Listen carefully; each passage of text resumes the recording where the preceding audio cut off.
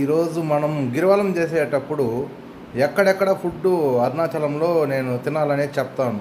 మీరు గిరివలం చేసేటప్పుడు ఎక్కువ హోమ్ మేడ్ ఫుడ్సే ప్రిఫర్ చేయండి.